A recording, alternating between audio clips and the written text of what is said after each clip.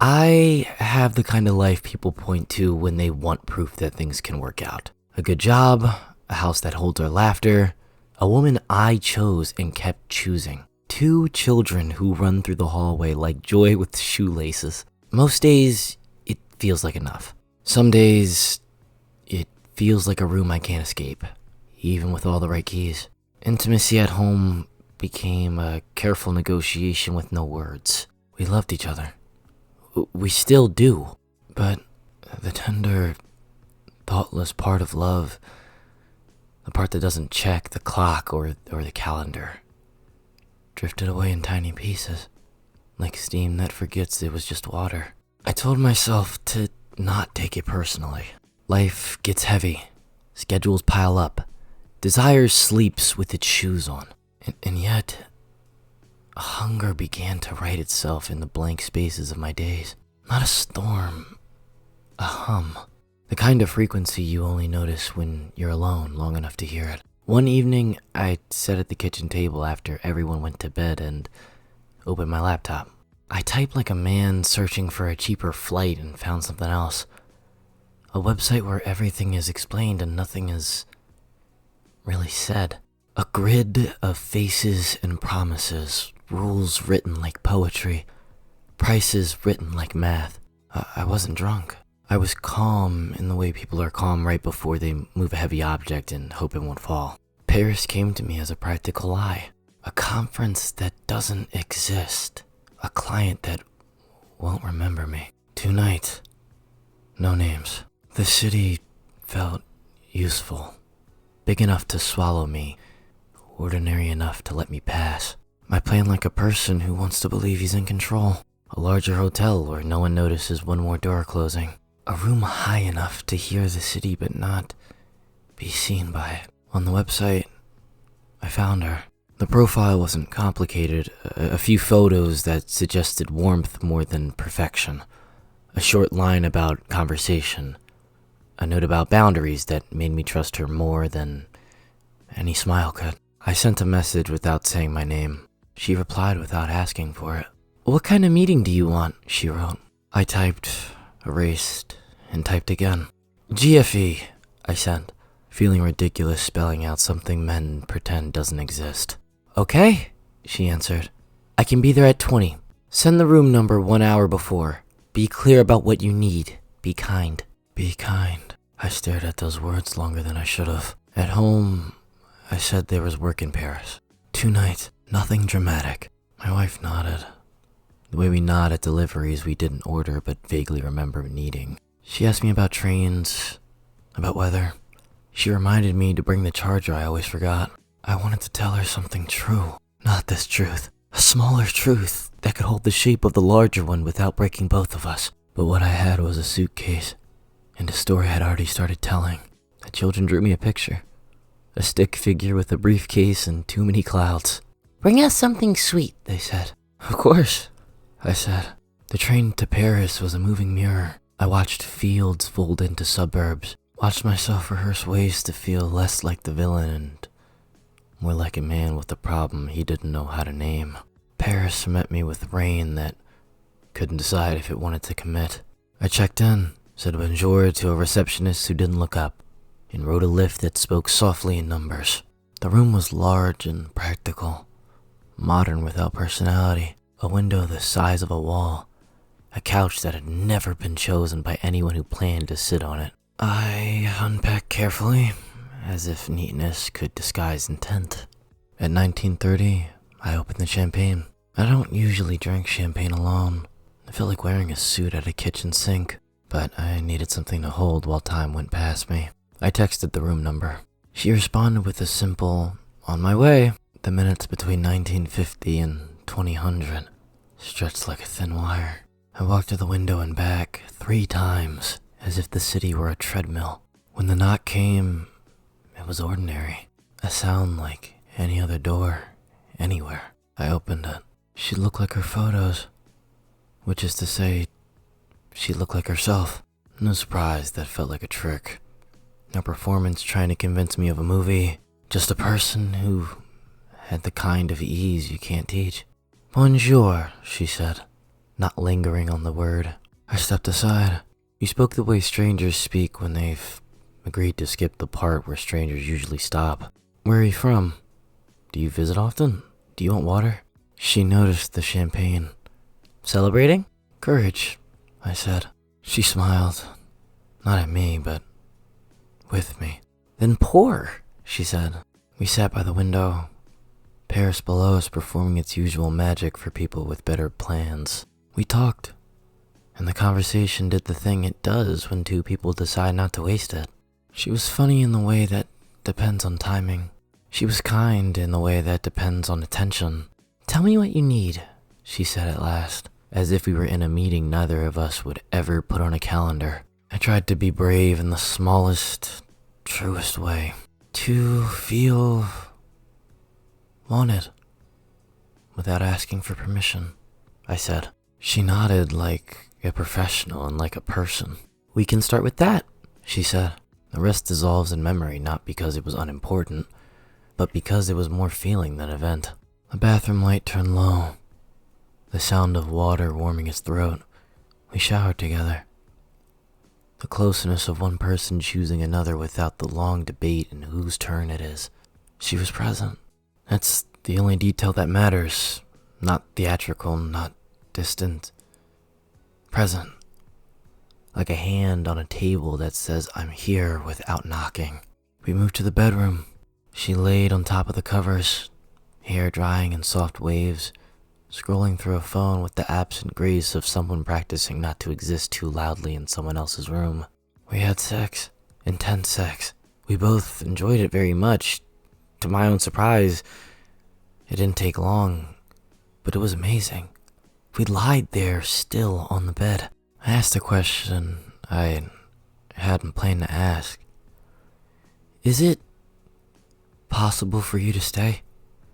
She looked at me for a second that lasted longer than the others. I expected a number. She gave me a sentence. Only if you sleep, she said. People talk too much at night. I laughed quietly. I can try, I said.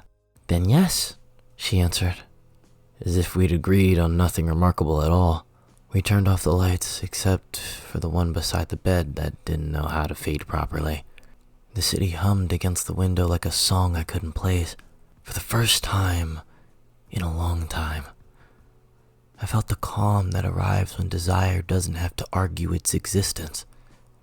Not joy, not pride, just the relief of a question answered for one night. In the morning, Paris wore a softer face. The rain had decided to commit. She woke up before me and stretched in that small, careful way of people who know how to share a room with silence. Coffee? I asked. Always, she said. We drank from hotel cups that made everything taste a little like paper. She sat close enough that we were two people in one decision again. It happened again. We had sex once more. The second time was nothing like a repeat. It was quieter. Less about proving, more about listening. She leaned into me with this easy certainty of someone who had already read the ending and decided not to spoil it. After, she dressed with the kind of efficiency that comes from learning not to borrow time. She checked the mirror, not to perfect anything, but to confirm she'd returned to herself. You're kind, she said at the door. The same words she texted at the beginning. Be kind to yourself when you go home. I wanted to ask her something useful. Like how? But the elevator arrived, and some answers don't belong to people like me.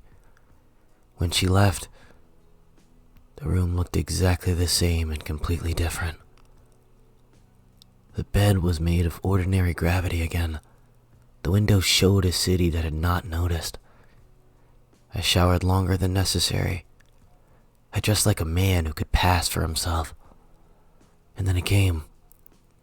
Not the guilt exactly, but the inventory.